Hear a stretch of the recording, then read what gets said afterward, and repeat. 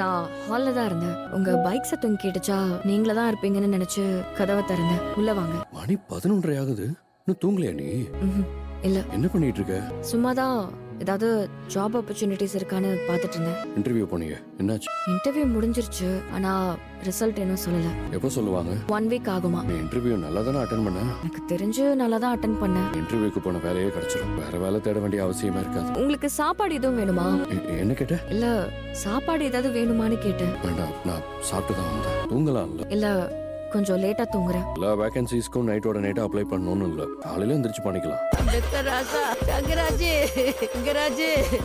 இப்படி அல்பாயுசுல போயிட்டியடா, நான் என்னடா பண்ணுவேன்?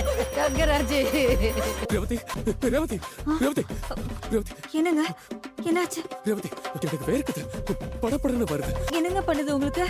தெரியல ரேவதி, நெஞ்சல வலிக்குது, கை வச்சு பாரு, படபடன்னு அடிக்குது. ஹார்ட் அட்டாக் வந்துருச்சு, எனக்கு ஹார்ட் அட்டாக் வந்துருச்சு. அதெல்லாம் ஒண்ணு இல்லைங்க, நீங்க பயப்படாதீங்க. இல்ல ரேவதி, எனக்கு ஹார்ட் அட்டாக் வந்துருச்சு.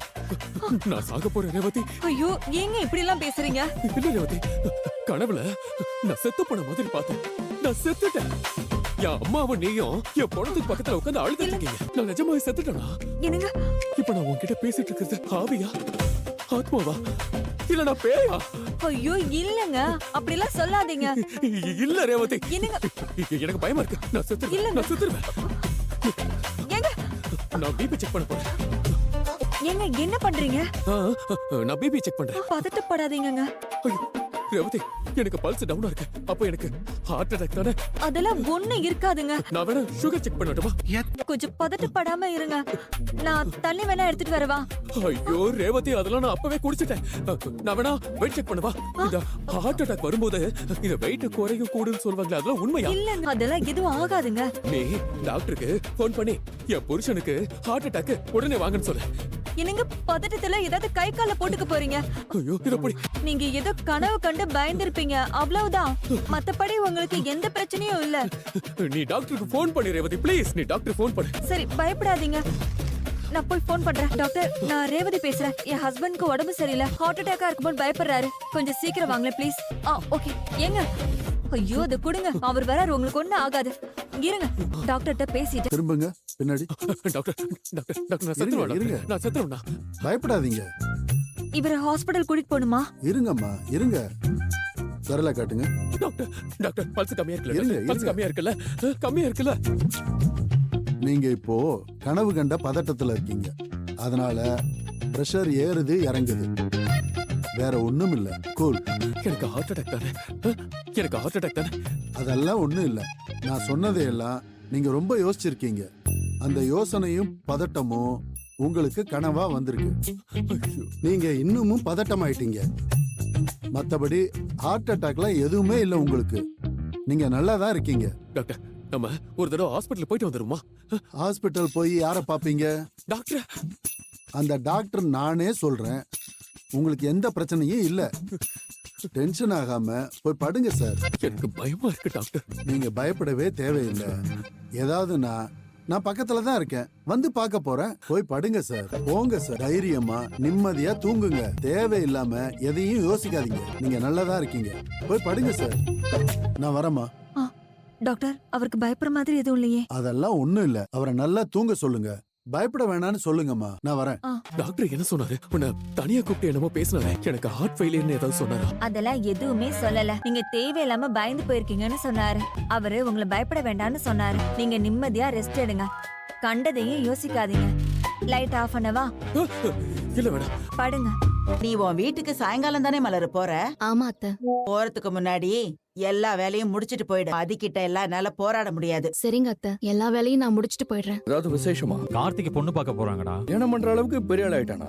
Good morning. நேத்திக்கே கேட்கணும்னு நினைச்சேன், மறந்துட்டேன். ஆமா, இன்டர்வியூக்கு போனியே, என்ன சொன்னாங்க? 1 வீக்ல டிசிஷன் சொல்றதா சொல்லிருக்காங்க. வேலை கிடைச்சிருமா?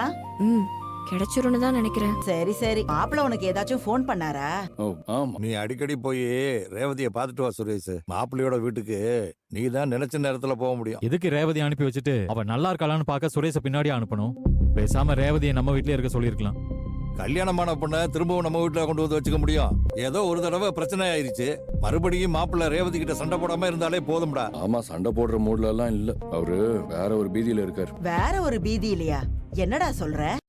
அப்பா பிளட் டெஸ்ட் பண்ணார்லமா, அந்த கதையை கேட்டதும் மாமாவுக்கும் ஏதோ பயம் வந்துருச்சு போல. அவரும் டெஸ்ட் பண்ணிருக்காரு. நீங்களாவது பரவாயில்லப்பா, அவருக்கு பிபி கொலஸ்ட்ரால் எல்லாம் கண்டபடி ஏறி இருக்கு. என்ன சுரேஷ் சொல்ற? ஆமாமா, அவருக்கு இந்த kidney function test, liver function test எல்லாமே கொஞ்சம் குளறுபடியா தான் இருக்கு. ஐயோ, நைட்டு மாமாவை பார்த்து ஆறுதல் சொல்றதுக்குள்ள போதும் ஆயிடுச்சு. டேய், மாப்பிள்ளை டாக்டரை பார்த்தாரா இல்லையாடா? அதெல்லாம் பார்த்துட்டாருப்பா. டெய்லியும் நடக்கணும், ஃப்ரைட் ஐட்டம்ஸ் சாப்பிடக்கூடாது, மெடிசன்ஸ் எடுத்துக்கணும், இன்னும் சில டெஸ்ட் எல்லாம் எடுத்து பார்க்கணும்னு டாக்டர் சொல்லியிருக்காரு. ஏண்டா இவ்வளவு நடந்திருக்கு, நீ என்னடா சர்வசாதாரணமா சொல்ற? ஒன்னும் அவ்வளவு பெரிய விஷயம் இல்லப்பா. டெய்லி குடிப்பாரு, ராத்திரி 10 மணிக்கு மட்டன் சாப்பிடுவாரு, சொன்னா கேட்கவும் மாட்டாரு. சின்ன வயசு தானே, உடம்ப பாத்துக்க வேண்டாமா? சுமே, நாம போய் ஒரு 8 மாப்பிள்ளைய பார்த்துட்டு வந்துடலாமா? ஆமாங்க, எல்லாம் தெரிஞ்சிட்டும் பார்க்க போகாம இருந்தா நல்லா இருக்காதுங்க. நாம போயிட்டு வந்துடலாம். ஆமா, ஒரு வீட்டுல தான் இருப்பாரு, போய் பார்த்துட்டு வந்துருங்க. பாக்கியராஜ், நீ வரியா? நான் வந்தாதான் அவருக்கு பிடிக்காது. உனக்கு அவரை பார்க்க வர விருப்பம் இல்லைன்னு சொல்லுடா. சும்மா எல்லாத்துக்கும் மாப்பிள்ள மேல பழி போடாத. நான் வரலமா. ரேவதிக்காகவாவது வரலாம்லடா. நான் ரேவதி கிட்ட போன்லயே பேசிக்கிறேமா. இவன் வர வேண்டாம் லட்சுமி, நாமளே போயிட்டு வந்துடலாம். பாக்கியராஜ், நீ 11 மணிக்கு வண்டி மட்டும் சொல்லிடு. சரிப்பா, நான் சொல்லிடுறேன். கடவுளே, மாப்பிள்ளைக்கு பெருசா எந்த பிரச்சனையும் இருக்க கூடாது. அவரு ரொம்ப வருஷத்துக்கு நல்லா இருக்கணும். நீ தான்ப்பா கூட இருந்து பாத்துக்கணும். மாமா நல்லா தான் இருக்காரு. நீங்க எல்லாம் போய் அவருக்கு ஆறுதல் மட்டும் சொல்லிட்டு வாங்க. ஏற்கனவே பயந்து போயிருக்கிற மனுஷனை இன்னும் பயமுறுத்தி விட்டுறாதீங்க. டேய், எல்லாம் பயமுறுத்த மாட்டோம்டா, ஆறுதல் மட்டும் சொல்லிட்டு வந்துருவோம். நீயே இன்னைக்கு செருப்பு போட்டு வந்த மதி. நீங்க செருப்பு போட்டு நடக்கும்போது நான் மட்டும் ஷூ போட்டு நடந்தா நல்லா இருக்காதுல்ல. உங்களுக்கு ஷூ வாங்குற வரைக்கும் நான் செருப்போடவே நடந்துக்கிறேன், பரவாயில்ல. இந்த தெருவுல நம்ம வீட்டு பக்கம் தான் இருக்குன்னு எனக்கு தெரியாது. நடக்கிறதுக்கே ஜாலியா இருக்கு. இன்னைக்கு நீங்க ஆளே ரொம்ப ஜாலியா தான் இருக்கீங்க. அம்மாவையும் தம்பியையும் பார்க்க போற குஷியா? ஆமா. எப்ப போறீங்க உங்க வீட்டுக்கு? பொண்ணு பார்க்க போறதுக்கு ஒரு 1/2 மணி நேரமோ இல்ல 1/4 மணி நேரமோ முன்னாடிதான். சீக்கிரமா எல்லாம் போக முடியாது. ஆனா கல்யாணம் ஃபிக்ஸ் ஆனா நிறைய வேலை எல்லாம் இருக்கும்ல. ஆமா எக்கச்சக்க வேலை இருக்கும். எல்லாத்துக்கும் நான் தான் போகணும். எப்படி பெர்மிஷன் வாங்கி எப்படி போவேன்னே தெரியல. இந்த பெர்மிஷன் வாங்குற ப்ராசஸ் எல்லாம் ரொம்ப தலையில எடுத்துக்காதீங்க. நீங்க போய் தான் ஆகணும்னா வீட்ல அனுப்பிதானே ஆகணும். அவன் நான் பார்த்து வளர்ந்த பையன். அவனுக்கு கல்யாணம் ஆக போகுதுன்னு நினைச்சா எனக்கு ரொம்ப சந்தோஷமா இருக்கு. ஆனா கார்த்தி கல்யாணத்துக்குலாம் நான் குறைஞ்சது 1 வாரமாவது நான் எங்க அம்மா வீட்ல போய் உட்காந்துக்குவேன். 1 வாரம் என்ன, அதுக்கு மேலே போய் உட்காருங்க. இந்த மறுவீடெல்லாம் இருக்கும்ல, அதெல்லாம் முடிச்சுட்டு நீங்க பொறுமையாவே வாங்க. அதான், ஆனா நடக்குதான்னு பாக்கலாம். எல்லாம் நடக்கும். நான் உங்ககிட்ட ஒண்ணு கேட்பேன், நீங்க என்ன தப்பா நினைக்க கூடாது. உன்னை நான் எதுக்கு தப்பா நினைக்க போறேன்? நீ கேளு மதி. நம்ம ஸ்ருதி இருக்கால, ஆ, அவளுக்கு உங்க தம்பி மேல விருப்பம் இருக்கா? அவ உன்கிட்ட சொன்னாளா? ம், என்னன்னு சொன்னா? உங்க தம்பிய பிடிக்கும்னு சொன்னா. அவருக்கு வேற ஒரு பொண்ணோட கல்யாணம் ஆக போறது அவளுக்கு கஷ்டமா இருக்குன்னு சொன்னா. அவளுக்கு கார்த்திய புடிச்சு என்ன மதி செய்ய முடியும்? என்ன செய்ய முடியும்னா, உங்க தம்பி கிட்டயும் ஸ்ருதியை பிடிக்குமான்னு கேட்கலாம். அவளுக்கும் பிடிச்சிருந்ததுன்னா நம்ம மேற்கொண்டு ப்ரொசீட் பண்ணலாம்ல. அட நீ வேற மதி, அடிக்கடி நம்ம வீட்டு ஆளுங்களோட குணத்தையும் எல்லாத்தையும் நீ மறந்துடுற. நம்ம வீட்டு ஆளுங்க கார்த்திக்கும் ஸ்ருதிக்கும் கல்யாணம் பண்ணி வச்சுட்டு தான் மறுவேளை பாப்பாங்க பாரு. ஆனா 2 பேருக்கும் விருப்பம் இருக்கிற பட்சத்துல ட்ரை பண்ணி பாக்குறது ஒன்னும் தப்பு இல்லையே. ஸ்ருதிக்கு மட்டும்தான் கார்த்திய பிடிச்சிருக்கு. அவன் மனசுல அந்த எண்ணம்லாம் இல்ல. அவன் சரியா பேச கூட மாட்டான். அதுவும் நம்ம வீட்ல உள்ளவங்களுக்கு கார்த்தியையும் என் அம்மாவையும் பார்த்தாலே பிடிக்காது. உன் கல்யாணத்துக்கு முன்னாடி ஒரு சம்பவம் நடந்துச்சு. மாமாவோட 60வது பிறந்த நாள் வந்துச்சு. அத பத்தி நான் என் அம்மா கிட்ட மூச்சே விடல. நான் என் ஹஸ்பண்ட் சும்மா இல்லாம எனக்கு தெரியாம என் அம்மாவையும் தம்பியையும் பர்த்டேக்கு இன்வைட் பண்ணாரு. இந்த பக்கமே வராத என் அம்மாவும் தம்பியும் மாப்பிள்ள கூப்பிட்டாரேன்னு வந்தாங்க. எங்க அவங்கள பார்த்தா தங்கராஜ் அண்ணன் டென்ஷன் ஆயிடுவாருன்னு அவங்கள எங்க ரூம்ல போட்டி வச்சோம்.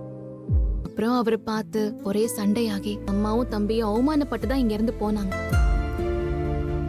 அவங்க போனது ஸ்ருதி மனசுக்கு கேக்கல.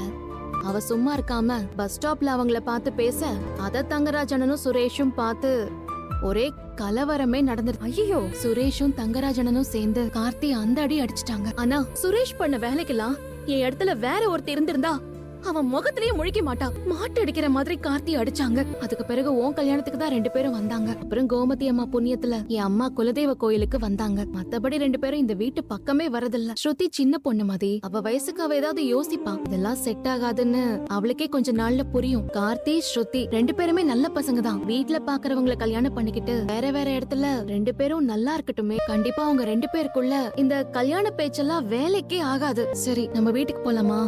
அந்த தெருமுனை வரைக்கும் போயிட்டு அப்படியே போயிடலாமா?